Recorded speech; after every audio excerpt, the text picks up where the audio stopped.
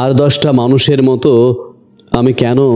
আমি কেন জানি সবার সাথে সহজেই মিশতে পারি না।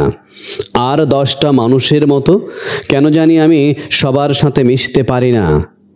আগ বাড়িয়ে কথা বলতে পারি না আমি। কেউ কেমন আছো জিজ্ঞেস করলে আমি প্রত্যুত্তরে ভালো বলেই সরে পড়তে চাই। কখনো বা সৌজন্যবোধের খাতিরে আপনি কেমন আছেন, ব্যাস এটুকুই। তারপর কেটে পড়ি এবং একটা দীর্ঘ শ্বাস টেনে স্বস্তির একটা নিঃশ্বাস ছাড়ি। আমি আর 10টা মানুষের মতো আমি কেন জানি সবার সাথে সহজে মিশে যেতে পারি না।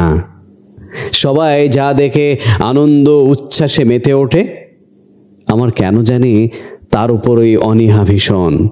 গুটিয়ে নেই নিজেকে নিজের মতো করে। এসবের ভেতরে নিজেকে ঠিক অস্বস্তি বোধ করতে পারি আমি, স্বস্তি বোধ করতে পারি না। প্রচণ্ড কোলাহলে দম বন্ধ লাগে, হইচই কানে বাজে ভীষণভাবে। আমি এমন পরিবেশে নিজেকে সবচেয়ে বেশি আমার অসহায় লাগে। হাঁসফাঁস করতে থাকি ঘরে ফেরার তাড়ায়।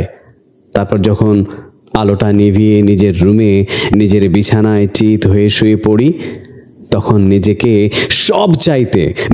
সব চাইতে সুখী মানুষ বলে মনে হয়। এসবে আমায় অসামাজিক মনে হতেই পারে আমি বদ্ধ উন্মাদ। তবে জানো, আমার না একটা কমফোর্ট জোন আছে, সামান্য এইটুকু, একদম ছোট, যেখানে আছে হাতে গোনা 2-4 জন প্রিয় মানুষ। আমার সুখ, আমার অস্তিত্ব শুধুমাত্র তাদেরকে ঘিরেই। আর এই জন্যই আমি তাদের কাছে প্রাণবন্ত, হাসি খুশি, চঞ্চল আর খুব দস্যি।